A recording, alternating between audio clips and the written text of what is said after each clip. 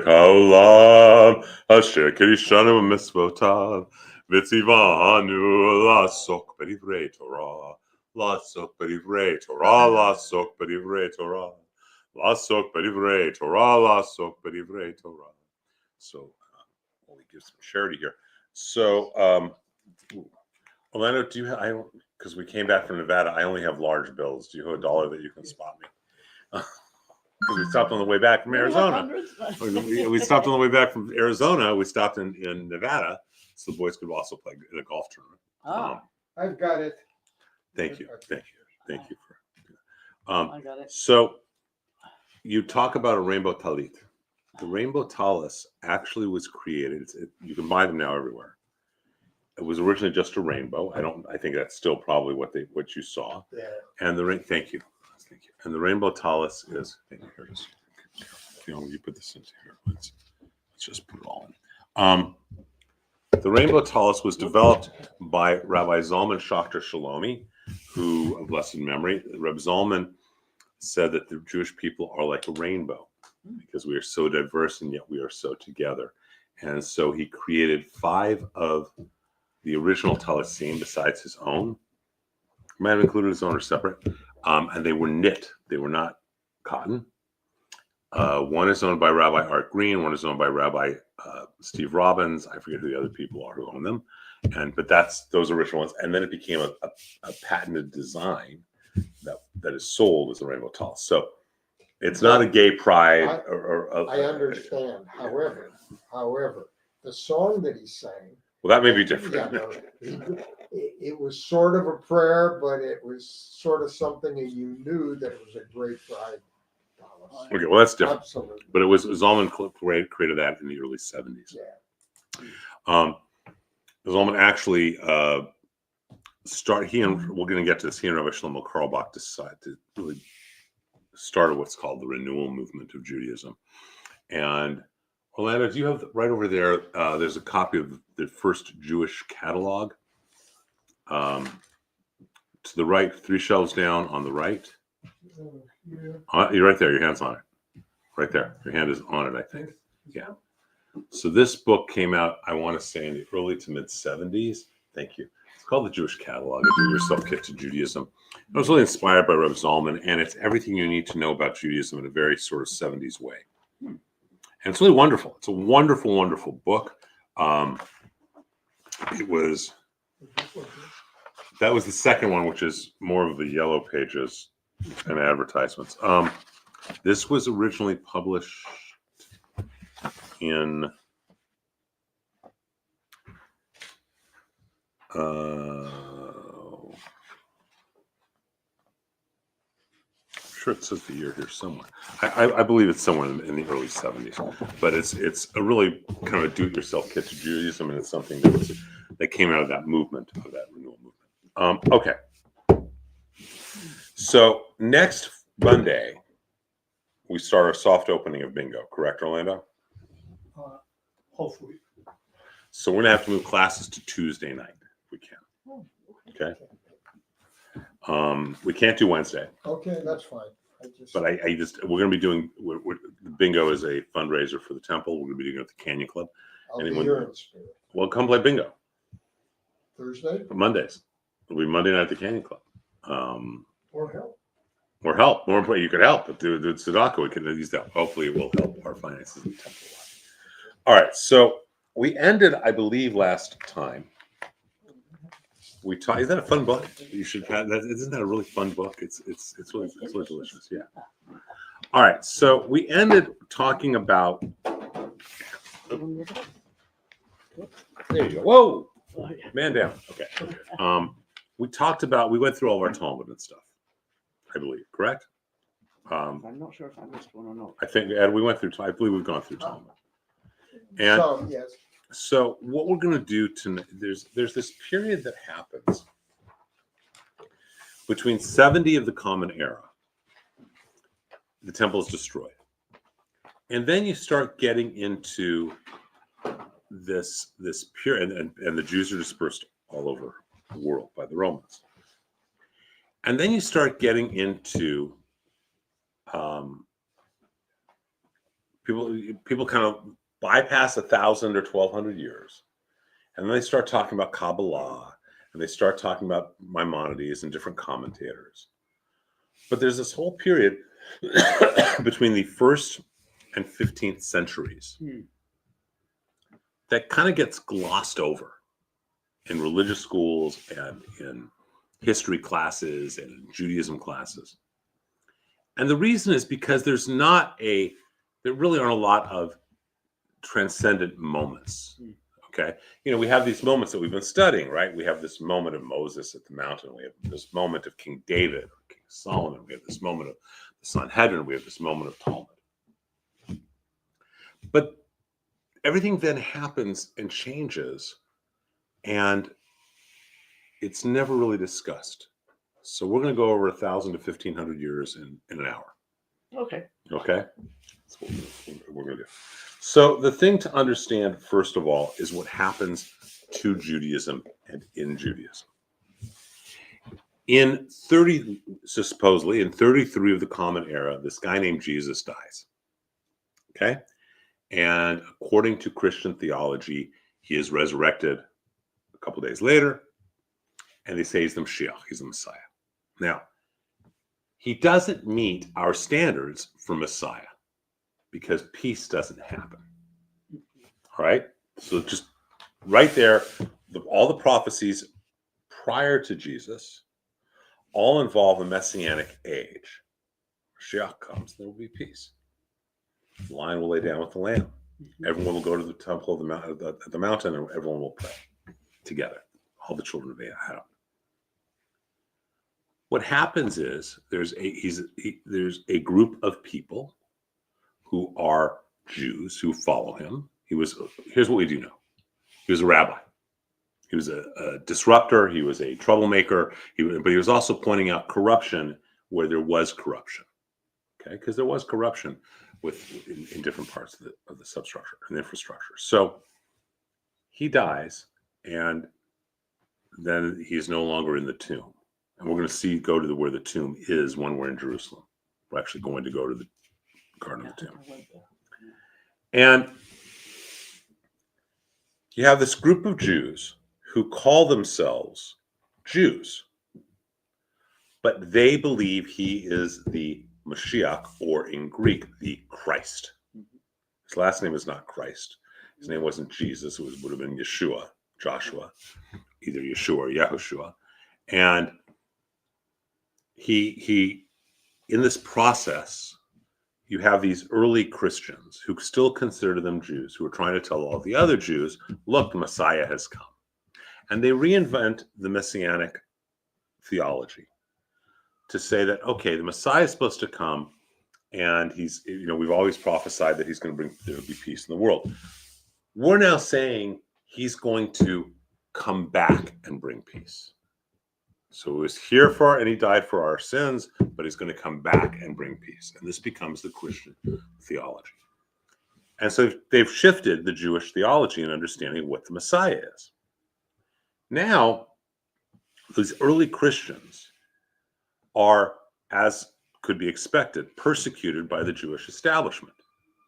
Oh, he's a Meshugana. Oh, he's a crazy. What are you doing worshiping him? You're not even a Jew anymore. What are you? Okay. And so they start to develop their own pathway. They create their own sacred texts, the Synoptic Gospels and the Gospel of John, the four Gospels, Matthew, Mark, Luke, and John. Okay. And these become sacred texts, and these are stories about Jesus, not written, by the way, by Matthew, Mark, Luke, or John. They're written anywhere from 75 to almost 200 years later. So it's as if you never knew Rabbi Schwartzy, okay? But I know you. But you know me, and your grandchildren wrote texts about Rabbi Schwartzy because of stories you had heard from me, okay? By the way, Schwartz, I don't know if I should share this.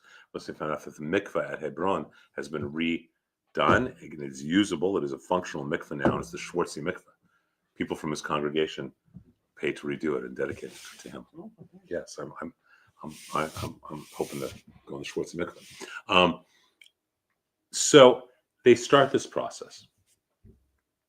Into this process comes a man named Saul. Okay. He doesn't apparently know Jesus when Jesus is alive, but he meets the resurrected Jesus. And he starts, he becomes Paul, and he starts proselytizing, starts teaching. The early Christians are rejected by the Jewish establishment. Okay, you guys are Meshuggah, you're a little cult about the personality of this guy. Joshua, we don't, who are you? So they start preaching to the pagans. Okay. And they are getting persecuted by the Jewish establishment. There's not a question. And so the Gospels themselves are written as a polemic in response to the persecution of the Jewish establishment. So there's anti-Semitism within the Gospels themselves. And it's in response because the Jews weren't treating them well. Okay. And they get accepted by the pagans. That's where it really starts to take off, is with the pagans. Because, they say, doesn't it make more sense that there's one God? Yeah. So the Jews say, well, if it makes more sense that there's one God, become a Jew. What do you have to do? Well, you got to do these 613 commandments, and we're going to cut off your foreskin. Christian comes up. Doesn't it make more sense there's one God? And yeah, what do we have to do? Oh, just accept Jesus in your heart. Okay, I can go with that one. It's a lot easier. Okay. So you have in the Gospels themselves text that is clearly directed at showing that the Jews are not good people. Specifically, the idea of this trial, that according to the gospel, that if I remember right, that they bring up Jesus, and that there's also this thief Barabbas, and they say to the Jews, who do you want to go free? And they say the thief, right? Here's your problem with that. If the Last Supper is a Passover Seder, you can't have court. They couldn't have gathered to make that decision. It could not have happened. I mean, on a practical level, it's like me saying I beat a traffic ticket on Christmas Sunday.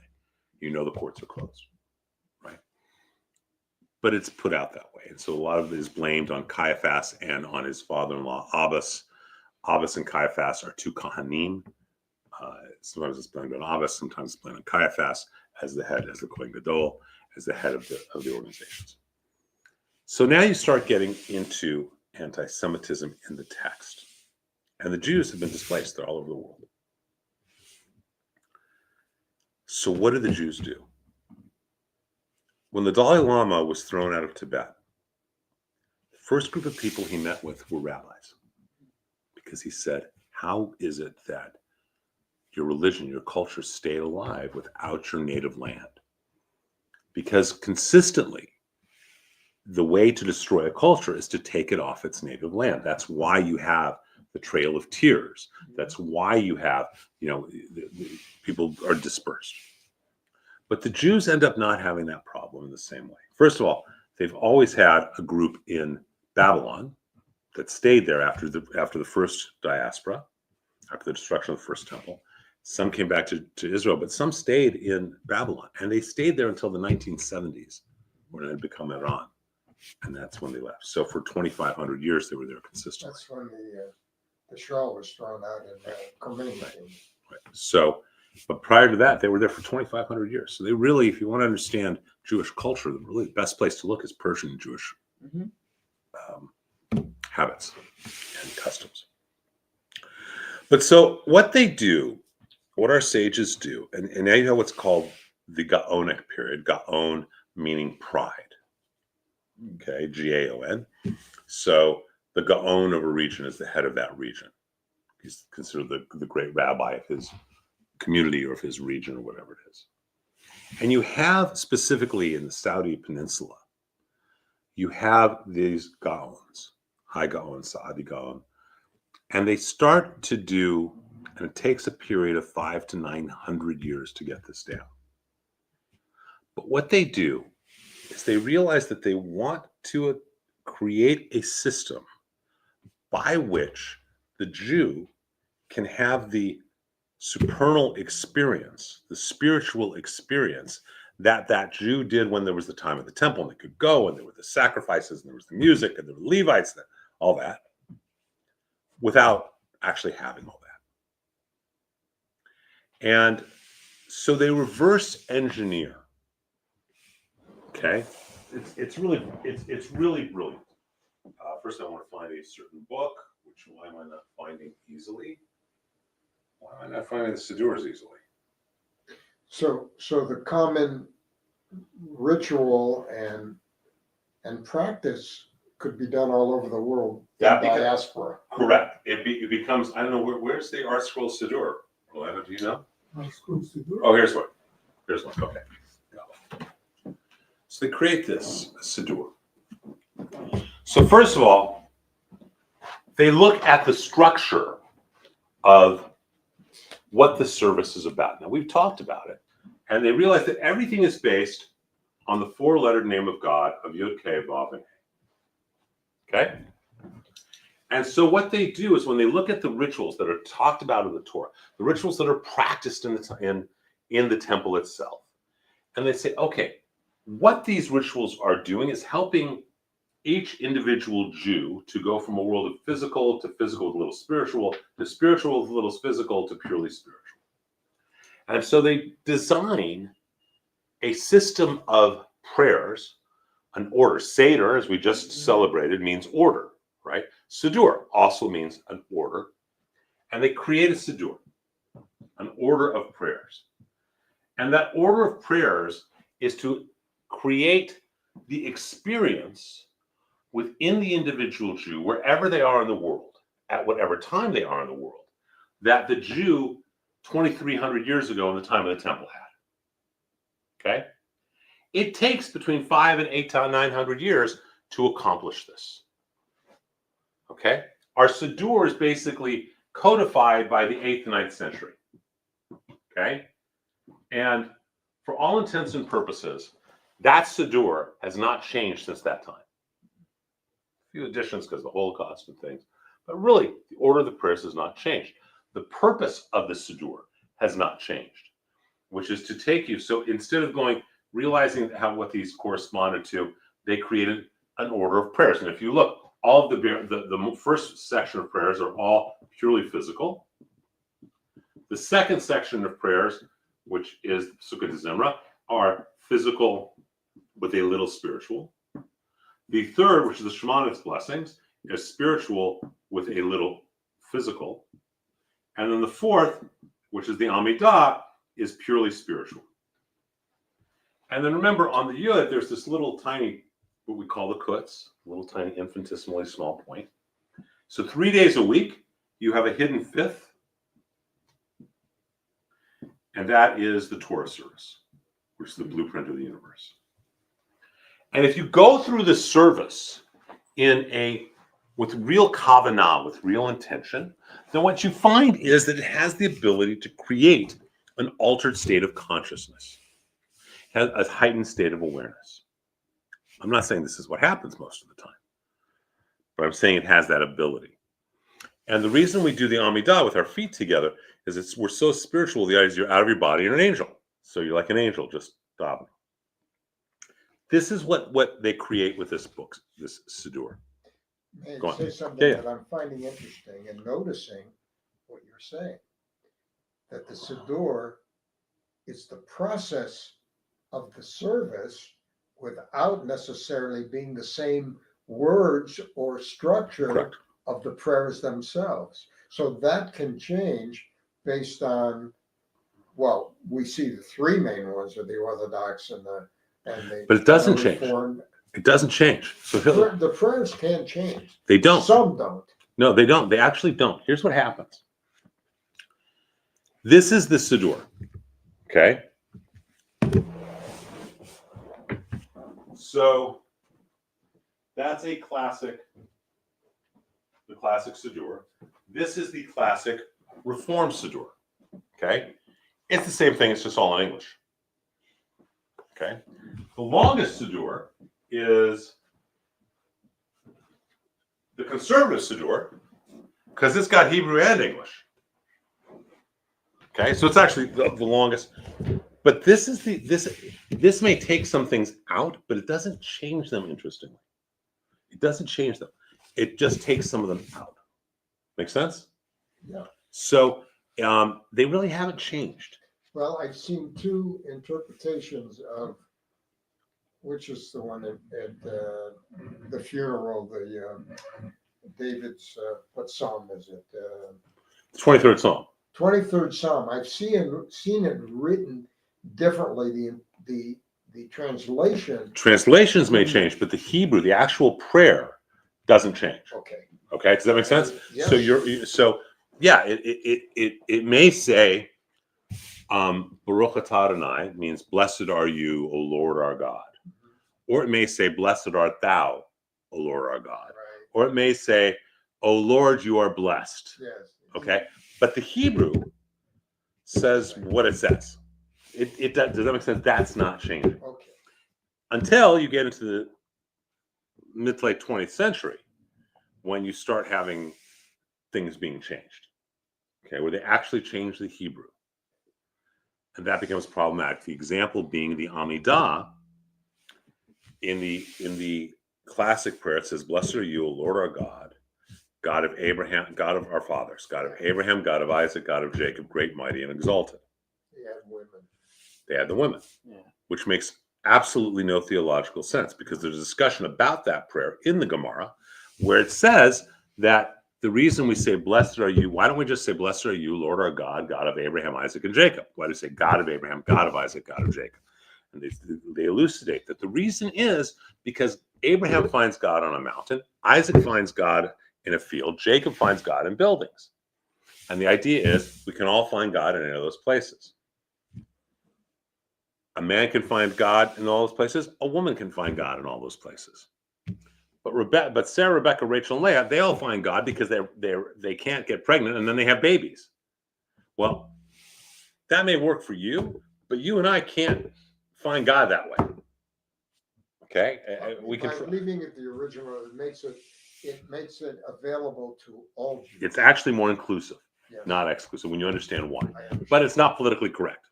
Right. So in the 70s, they started doing things like that. So it's not.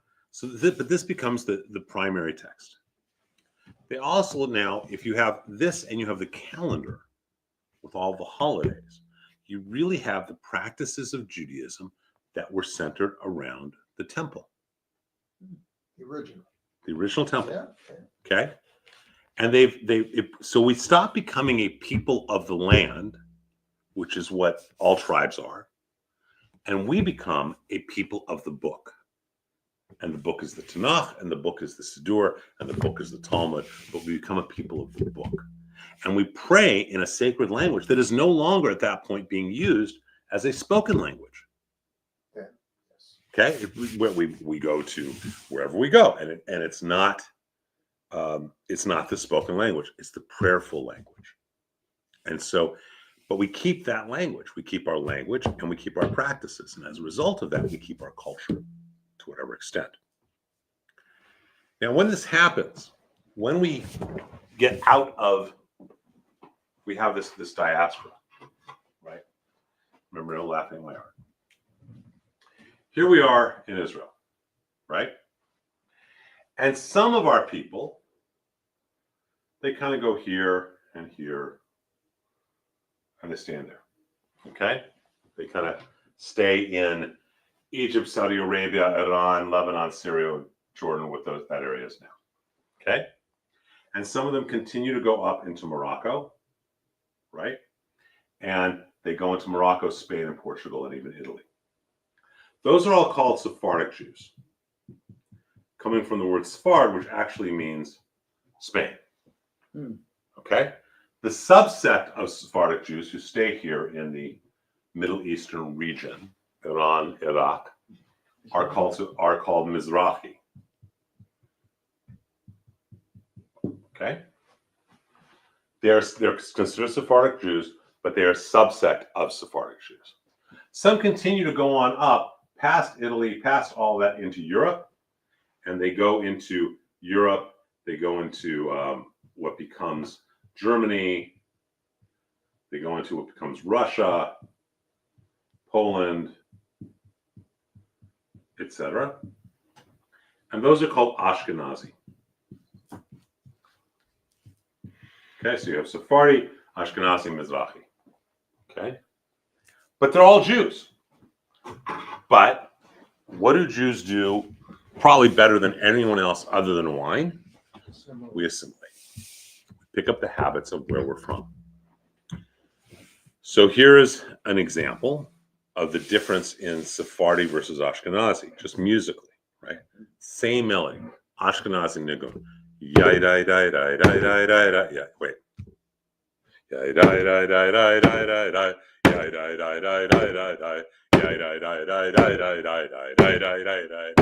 Right? It's a very Germanic Eastern European flavor. Same notes. Okay.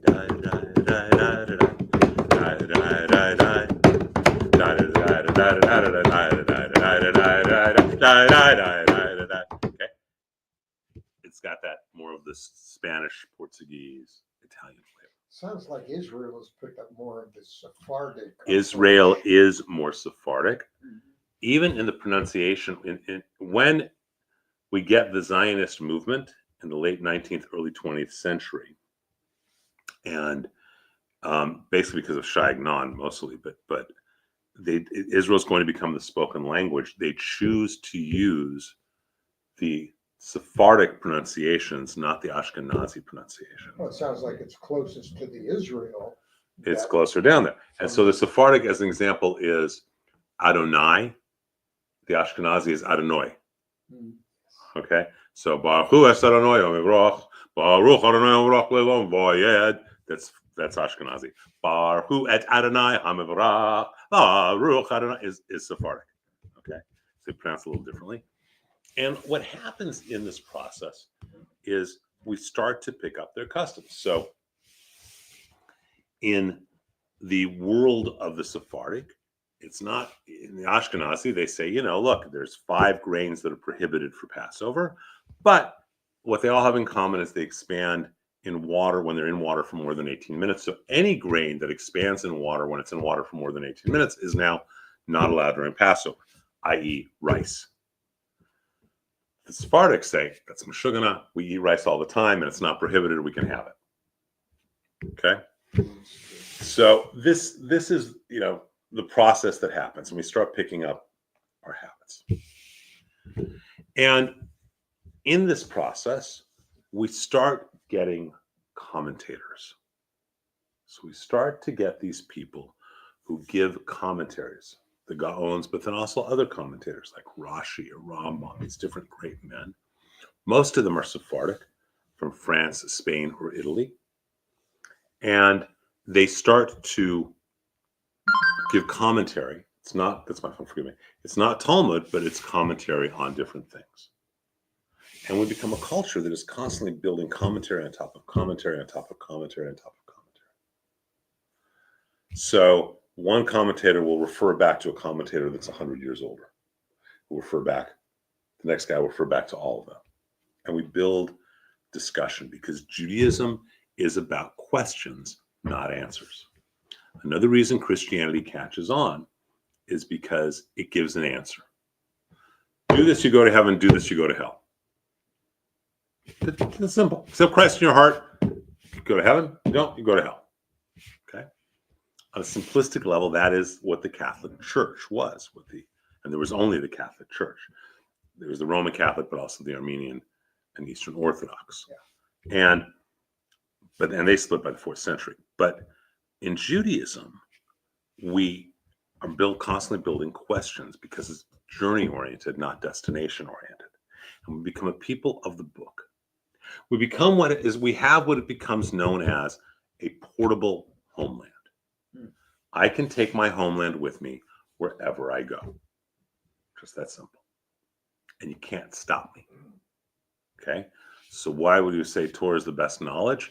Because if I have the Torah being all of Torah, not just the 5 books, because if I have this, I can do what I need to do in Judaism and you can't stop me. Okay, if I've learned this knowledge, I can always use it. It doesn't matter what else you're doing. There's another commonality of the Ashkenazim, which is Yiddish. So we're going to get to that. Oh, Okay, we're going to get to that. sorry. So, because it's not just Yiddish, it's also Ladino. So what ends up happening is you have Jews who are in the diaspora, dispersed, and we're all over.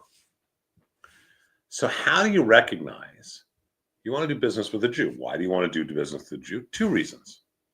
Number one, you've got the rabbinic law that protects you, as opposed to the civil law that does not protect the Jew. It protects the non-Jew. Number two, you know that if there's a problem, you can go to the rabbis, you can have the dialogue, you know that, there's a different way. And so the Jews create ways of recognizing each other. And specifically for commerce, that's where Yiddish comes in. Yiddish was a spoken language, but it was originally a spoken language for commerce. And you have Ladino, which is the Sephardic form, which is, Yiddish is Hebrew and a little German. It's Hebrew and German, and then a little bit of Russian, Polish, English, whatever. What is Ladino? It's Hebrew and Spanish and Portuguese. Okay? And it becomes their own culture, their own oral culture in both cases, of stories, of music, of song. But they start as languages of commerce. They start you're going to charge me $100, dollars for this particular thing, and I'm going to say tochas on tush, which means we're not going to report this, and you're going to take off the tax. Okay, and you're going to say, I don't know what that means. In which case, I know I'm dealing with someone who's not Jewish, right? Or you say, you're a landsman, you're another Jew. Yeah, we don't have to let the government know. They don't need to tax us. Okay, so it becomes Yiddish. Most people do not realize is Yiddish is actually a language of commerce, because it becomes much more than that. But that's literally how it starts. Is as a way of commerce To differentiate and not involve too much of the. Yeah, I know I'm doing the right business. I know I got. I walk into a store, they got a mezuzah. Okay, I know the shop owner is Jewish. How does he know I'm Jewish? One holiday season, of course, I did a Ladino Beautiful Ladino music. song, Otro Candelita. Otro Candelita is beautiful. Oh, yeah. On Candelita, right? Yeah. And there's some But beautiful the ones. arrangement was. There's some beautiful. There's some songs about Moses that are. It's Stephanie Valdez does a lot of beautiful Sephardic music. Yuval Ron does a lot of beautiful Sephardic music. Yair Dalal does a lot of beautiful Sephardic music. So you have these different cultures going on.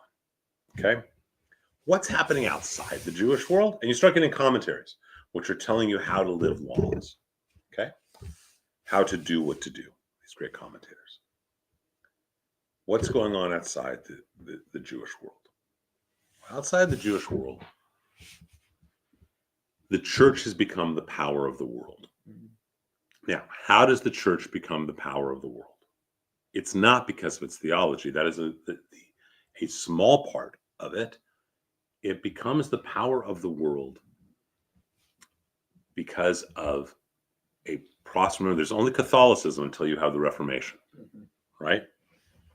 So what do all priests have in common? They're not married. Unmarried, they're supposed to be celibate, Yeah. Well, right? What else? But that's only in strict Catholicism. This is the church.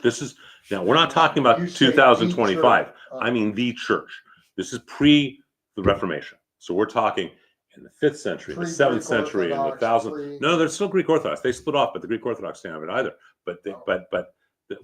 I'm talking pre 15th, 16th century. Okay, John, this is the time we're talking about the period of up to 1000 in the Common Era. Right. We're talking right now up to the period of 1200, 1500 in the Common Era. Okay. So what's happening? What is the church can? They must be celibate. What else can they do? What can they not do? they don't own anything. They don't own anything. Right? So how does the church, and when I say again, the church, I'm not talking about Christianity in the 21st century. I'm talking about the church, of which there was only the church. Yes.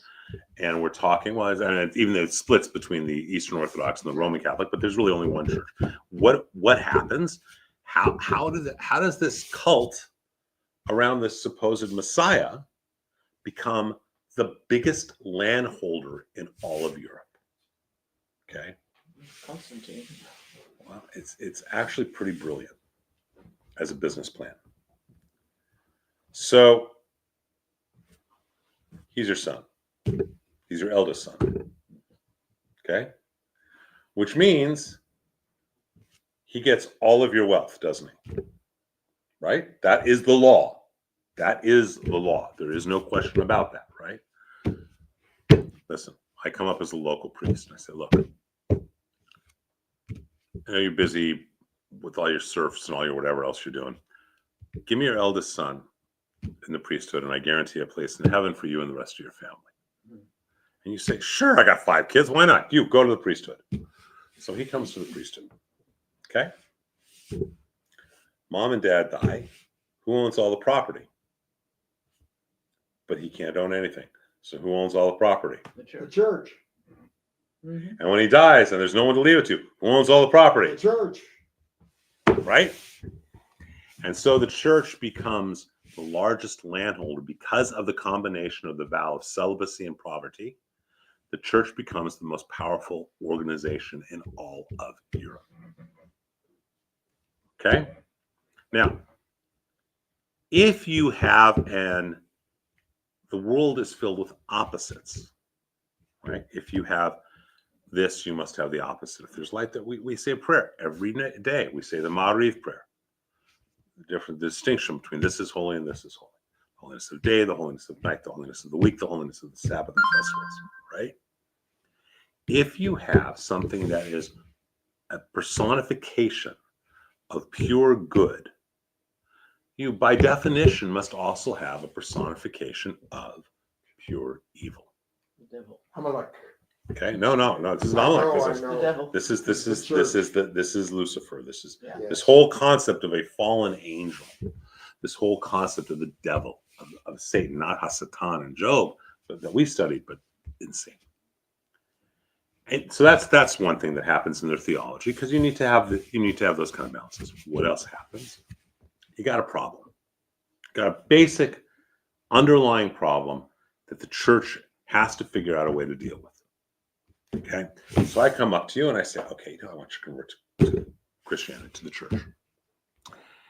And again, we're talking 1800 years ago. We're not talking 21st century. We're talking pre-Reformation. I want you guys to be part of the church. And you say, this makes sense, but we got one problem.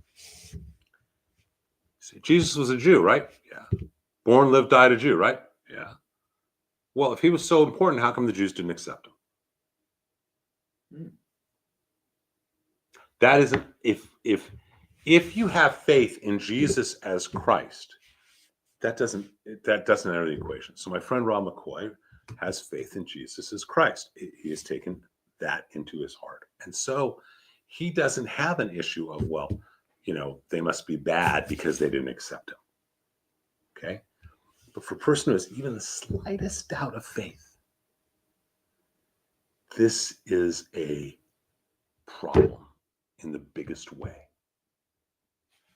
Because if Jesus is God, they denied God, then they should not be able to survive, let alone be able to thrive. Okay?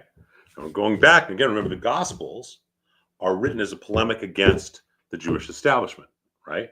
So they're looking at it, they're saying that the Jews they didn't accept it. Not only did they not accept him as the Messiah, they even chose to take a thief over him. They chose to do these things. They shouldn't be able to survive and Big thrive dichotomy, right? unless there's a solution. The reason that they are able to survive, so goes the 5th and 10th century Catholic Church, is because they too have an ally, Lucifer. They are the devil's people. So we have Okay. evil God person. So we are now what Jews become the personification. The whole horns and tails. So how are we going to make that happen? Well, there's three big things that happen. The first is that you have this polemic in the Synoptic Gospels that is clearly against the Jews. And by the way, we know that the people who wrote the Gospels weren't actually the guys there. How do we know it? Across the board, it doesn't matter the meal. Do you have the wine first or the bread first? Why? Wine. Why? So how come in the Gospels they have them doing the bread? It tells me that they were never there. They obviously didn't know. Okay. So you got this whole piece of the Gospels. And then I believe it's the 4th century. I don't want to say the wrong information. So then you get this guy who becomes called a saint named Jerome. And in end of the 4th century, he writes what is called the Vulgate. Okay? The Vulgate is a translation of the Tanakh, the Torah especially. And in the Vulgate, St. Jerome consciously makes a mistranslation. And we know it's conscious because he does it correctly in other places. Now remember, in Hebrew, there's no vowels, right? So if you don't know the word and how it's being used, then you don't get, you could say it in different ways, right? That's why we don't say the Yod He Vav He, because we don't know how it's supposed to be pronounced. All right. In the Torah, it says that Moses came down from Sinai and rays of light, Quran, shone from his head. Okay? Quran is the word for that. The word for horn is Karen. And so Jerome mistranslates the Torah to say Moses has horns coming from his head, not lights of rays shining from his head. And so now by the 4th century, the end of the 4th, beginning of the 5th century, you have Jews are obviously supported by the devil because they didn't accept Jesus. And they have horns. And whose horns associated with? Devil. And then you have a horrible, horrible date and a horrible, horrible place. But that occurred before Jesus, but it's just that Doesn't occur before Moses. Yeah, all that happened, but the translation happens in the 4th century. Yeah. Okay, the translation of it happens. So 1144 in Norwich, England. So now you have priests. And we need to understand, what does a priest do?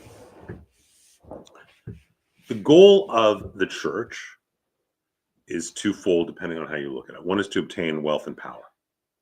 That's on a very cynical but practical level. Again, we're not talking churches that we see in Westlake. We're talking the church pre-Reformation. Okay? So one is to create wealth and power. That's obviously, it's created great business, and they do. Theologically, do you need to do anything to be a good member of the church at that time? Well, you need to be able to let the priest forgive you. The priest has to forgive you. You can't go straight to God. You got to go through him as an intermediary. And anything you learn, most people don't read, including most priests. So how do they know about the Bible? The priest tells them. Does the priest need to know anything theologically or anything about what the text says? No. His job is to help that person accept Christ in their heart. So he can say anything he wants. Not almost. He can say whatever he wants. Remember, the one-eyed man is king in a world of blind men. Yes. Okay? So he can say whatever he wants. And it gets accepted. In 1144 in Norwich, England, and Passover and Easter always come around. I don't even know where Norwich is in England. Norwich is somewhere in the Midlands. Norwich. Norwich. I guess that's how you Like pronounce porridge, only not quite. it. Porridge. Norwich. Norwich. Is that Nolans instead of New Orleans? Is that the same Kind of. Okay. So in Norwich, England, a little Christian boy in 1144. There's no, when I say Christian, there's only the church, Yeah. what we now would call the Catholic Church, disappears between right around the Passover time, which is also right around Easter time. Bless you. That's where they get that other story. Bless you. And the local priest says, well, you know where he disappeared to. The Jews, who we know are supported by Satan, who we know have horns, who we know denied Jesus. Well, something else that you may or may not know about them, as you know, this priest in England says, they drink blood. They must have a Christian's blood, a Christian boy's blood, for their matzah. Okay? This is as ludicrous as can, it makes no sense, because in the book of Leviticus, throughout the Torah, we are forbidden from having any meat that even has a little bit of blood. Yes. We got to salt our meat so there's no blood in it. We're not allowed to have blood. It's specifically forbidden. But people don't know that. And the priest says, look, to make their matzah, they must have a Christian boy's blood, who they hang upside down as a tribute to Lucifer, and there's this whole thing about, drain the blood out of him. That's what they make the matzah out of.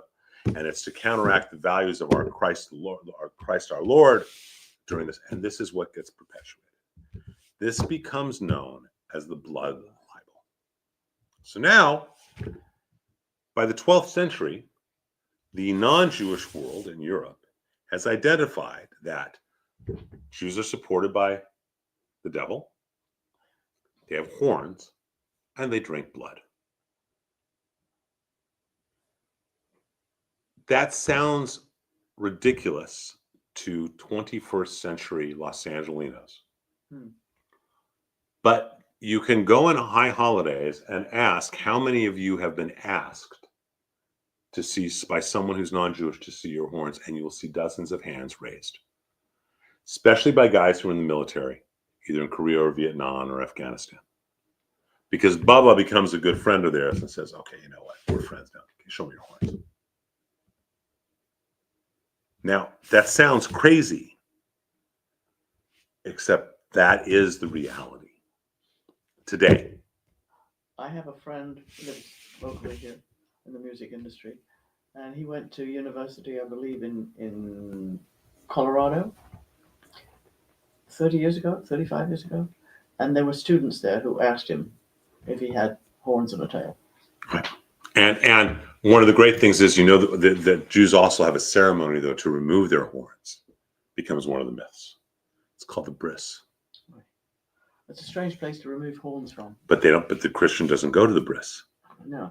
Right? So it's so you have, and now this becomes so ingrained in culture that Michelangelo, when he builds his beautiful sculpture of Moses, one of the most famous sculptures on the planet in the history of the world. Oh, that's not David, huh? He's got one. He's got one of Moses. Do you have a picture of it? Yeah, I think just pull that. So if you I think I've seen it. if you look at the statue, Moses has horns.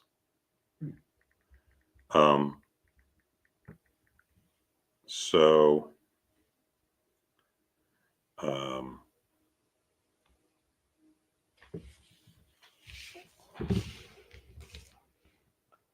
Yeah. one of the most famous statues in all of European history. Michelangelo's Moses has horns. So Only because of a bad translation. well, conscious translation. It's not a bad translation because he just defines it right in other places. So now you have this basis of anti-Semitism that is sewn into the culture itself. Now, we're talking at 1144. We're talking the Vulgate is in the end of the 4th century, beginning of the 5th. It's a long time ago, right? Yeah, you'd think Except been dissipated. you would think, except that, and the Vulgate was the official Bible of the Catholic Church until the 1970s. Yeah. Which It book? wasn't in the 15th century they had a different translation. Till the 1970s, you could pick up a Bible and it would say Moses came down with horns. Which means that if someone has a Bible from the 1970s that they've had from the 70s, we're still talking into the 90s. What- You- what- you- you- No, I was going to say, is Vulgate, that's from the Latin, vulgaris, right? Yes. The common people. For the common people, they could read it, correct. Was it a particular pope that made the change, or was it, or tried to make the change, or from the vote? Would you call it the Vulgaris? Well, the Vulgate, what happens is you have Vatican II, Nostra Aetate, Okay, which so is the Vatican II, which is a different understanding of the relationship between the Catholic Church and the Jews. okay, so it wasn't a particular pope. It was probably a conclave of cardinals, And not just Cardinal, Abraham Joshua Heschel was involved in it. Yeah. I mean, there was, so you had Vatican II, Nostra Aetate. I want to say it came out in 67, but I'm not sure that's right. But sometime 60, somewhere around there. So you have a world where Jews are becoming very insulated within themselves. They are all over and have different attitudes. And of Ashkenazi, Sephardic, and Mizrahi, or a subsect, you have an outside world of anti-Semitism becoming the norm. Okay? And you start to get these shuvot or codes. And the codes are written by these commentators who say, these are the 613 commandments. These are the commandments that we should live by. How do you live? So the Torah tells us what to do. The Tanakh expands upon it more and in more detail.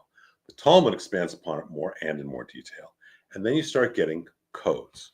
You get the Torah, you get the Shulchan Aruch by Joseph Carroll. Now we're starting to get in the 14th, 15th centuries, where they are now saying, here's how to live these laws. Do this, don't do this, do this, don't do this. As you get more expanded, you're also getting more detailed simultaneously. So in the Torah, it says you shall not cook a calf in its mother's milk. But by the time 1400 years later, the law is saying you can have no milk product with no meat product, and chicken is considered meat. Okay? So this is all going on in that outside world for these 1,000 years. We develop who we are. We have the Siddur. Okay? We have, which is, again, it's done in the Mizrahi area. That's where they do it. We start getting commentators. We start getting identities of Jews and a portable homeland. And it kind of happens over time. It's not like it's not like there's this big moment like the destruction of the temple. It kind of happens over time. It's this segue, this gradual motion. And then we have in the outside Jewish world institutionalized anti-Semitism. If you have 2,000 years of history where the Jew is the outsider, and by the way, it's easy to also blame the Jew because we're always the outsider. We speak differently, we eat differently, we celebrate Sabbath differently, right? They're doing it on Sunday because that's when Jesus rose. We're doing it on Friday night through Saturday. We're not eating pig, lobster, whatever, crawfish. So we have separated ourselves and insulated ourselves. And as a result of that, there's also this hate that comes along. And that anti-Semitism that was perpetuated for 2,000 years doesn't get cured in a generation. Okay? So I'm going to fast forward now. The Holocaust happens. And it's not hip to say, those damn Jews. It's not okay to say. I mean, Hitler almost wiped them all out. It's not okay to say. Right? So, for a moment, a brief moment, anti-Semitism is put in the closet.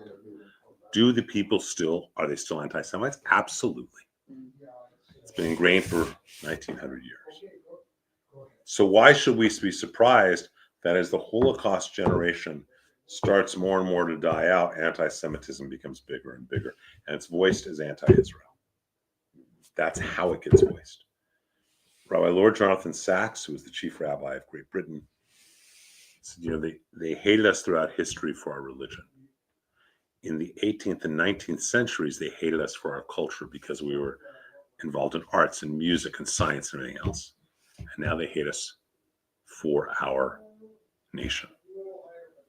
Anti-Zionism is anti-Semitism. And it stems back to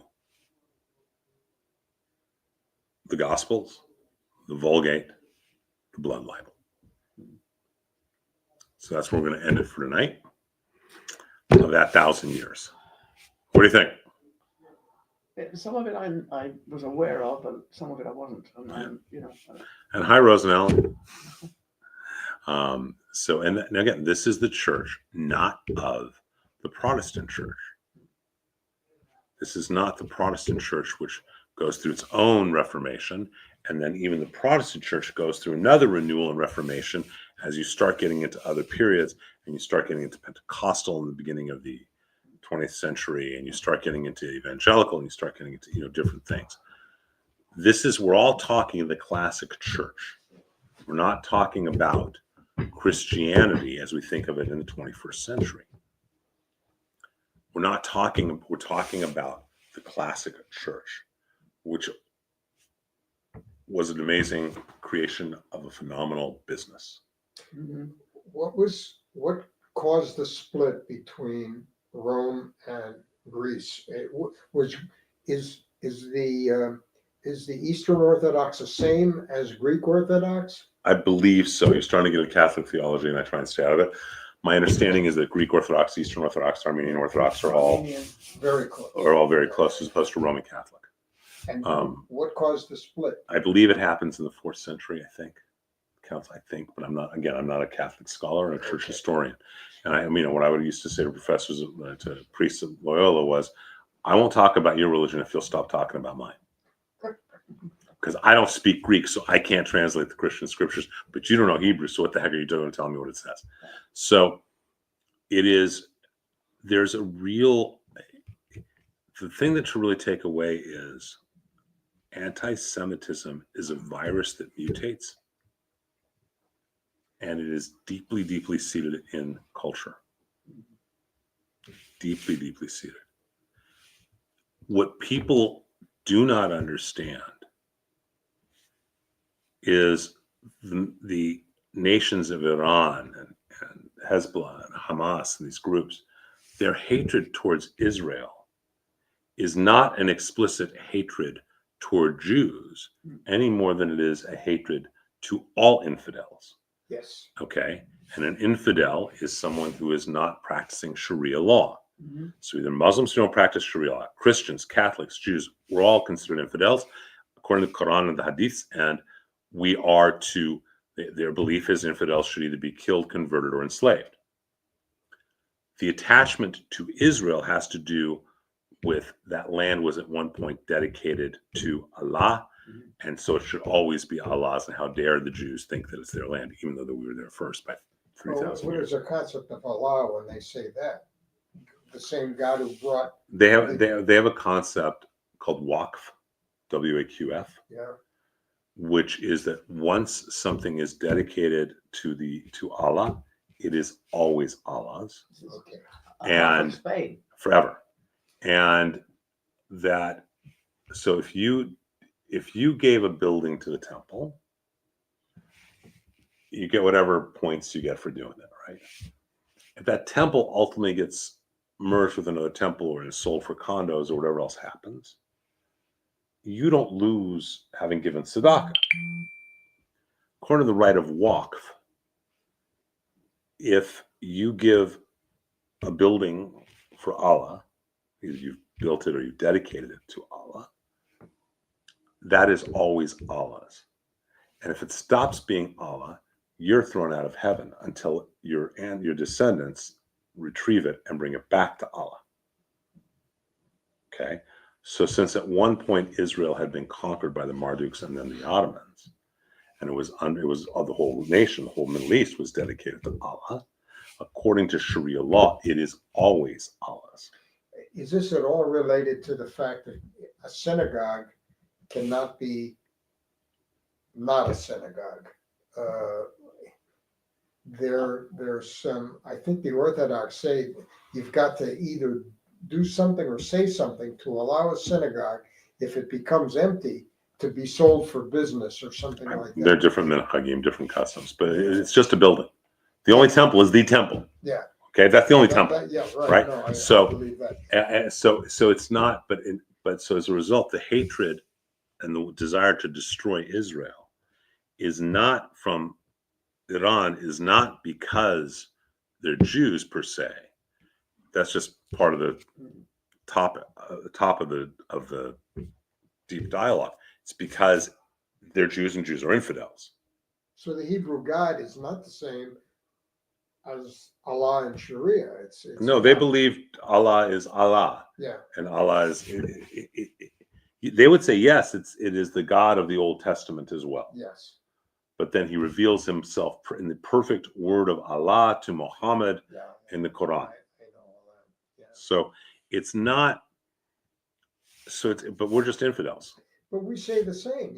Israel was always our home, and we have a right to. But we be don't. there. But no, we don't say the same. We say it was given. That land was given to us by God, who had the right to give it to us. Yes. Okay. And we were there. There's cemeteries over 3,000 years, so we know who was there first, right? I know. But we're not. If Israel conquered for whatever reason Egypt and then gave it back, well, actually, that's not true. It's not true. Actually, I'm wrong. 1967 war, we get the Sinai Peninsula. It is now Israel's property. We give it back. We don't say we have any claim to the Sinai, right? Right. To the Muslim world, they took it. It's always theirs for Allah. So, but here's where that becomes important to understand. When a church has an interfaith ceremony and the Muslim cleric comes in and dedicates and does this Allahu Allah prayer, he's dedicated that building to Allah. And not only do they have the right, they have the responsibility to make sure it ends up being Muslim. Well, that's the whole thing with the temple in Woodland Hills or West Hills or whatever it was a couple of years ago, where the temple allowed the Muslim community to use their property. But this which was first of all stupid. Yeah, well, Second of all, the idiocy of those rabbis and boards to say we're going to cover up the photos of the hostages was a whole other level. But that wasn't demanded by the Muslims. That was offered by the Jews. So Robert Spencer has a great line. Islam loves interfaith dialogue. It's a one-way bridge. So they're happy to. So, but it all stems, the anti-Semitism really stems from the Catholic Christian world, from the Catholic world, the old church world, of the polemic against the Jews, the horns, and the drinking of blood, and that is inculcated into the culture for 2,000 years, for 1970 years, whatever it is, and you're not going to fix it. And Not that quickly. Gospel started. Gospel start that. I have It's a not the question. gospel start I have that. a question. At what period of time was it determined that an extra day should be given for many holidays? Because Talmudic they're times. in the Talmudic times, Oh, okay. because it had to be. Yeah. Because our holidays are based, our calendar is a lunar calendar, Mhm. and with solar corrections. So Passover is always in the spring. And because you didn't know, it's not so easy to tell about a new moon. And you don't know when you're in the diaspora what it was like at the new moon in Jerusalem. That's why the diaspora became a second day. Just I mean, that's where it came from. a lot of Okay. reform, though. Just threw that out. There's a lot of reasons to throw it out and a lot of reasons to keep it, to be honest. We all know when the new moon is now. So do you still keep it?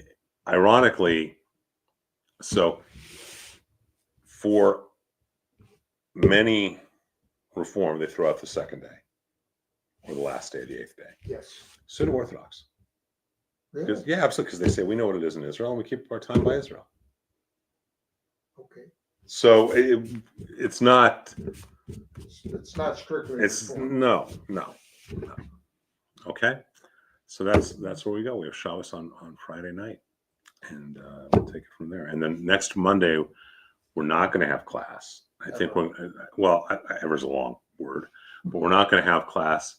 Orlando's got to get down to the bingo, to the Canyon Club. Mm-hmm. So with the team down there, and so we're not going to do class on Monday. We'll move to Tuesdays, but let's get through this next week, first week of May, first to kind of see. I really can't.